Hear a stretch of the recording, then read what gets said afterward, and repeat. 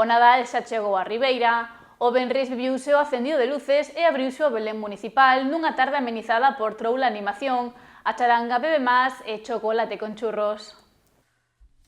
Decembro, o mes Nadal por excelencia, deu hoxe comezo, sen embargo, as rúas de Ribeira locen xa o seu alumeado de Nadal dende o venres.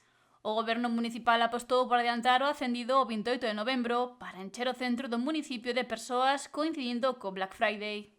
Un placer poder acender hoxe por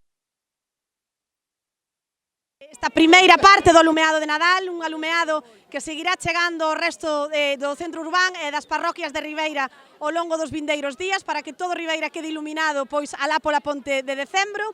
E dende logo que pois é un paso para comezar pois este Nadal ilusionante, unha época para que os nenos e nenas, as familias disfruten, pasen moito tempo xuntos e de verdade que é un auténtico placer telo feito hoxe da man dos nenos e nenas de Ribeira que nos axudaron a darlle, como non, pois luz a este novo Nadal no que nos adentramos hoxe. O Nadal arrancou en Ribeira este venres co acendido das luces para dinamizar social e economicamente a localidade.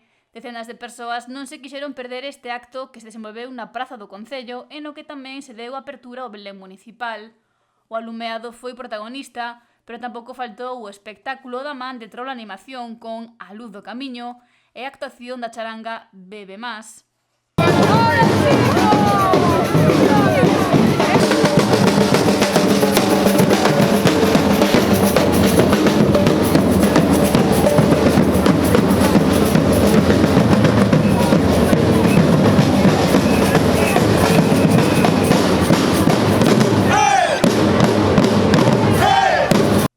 Con ritmo amenizouse a espera e pouco despois os máis cativos foron os mestres de cerimonia e os que, xunto á alcaldesa, iluminaron a noite ribeirense coas luces de Nadal.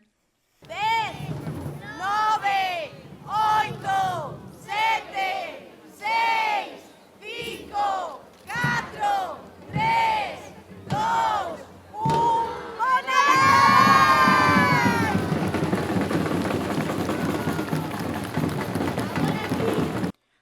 Non só houbo luces, música e espectáculo, senón que os asistentes tamén disfrutaron de chocolate con churros cos que quecer o corpo.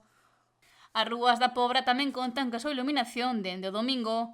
Onte inaugurou a tempada de Nadal cun acto acendido no que participou un amplo número de veciñas e veciños, ademais de presentar o Belén municipal.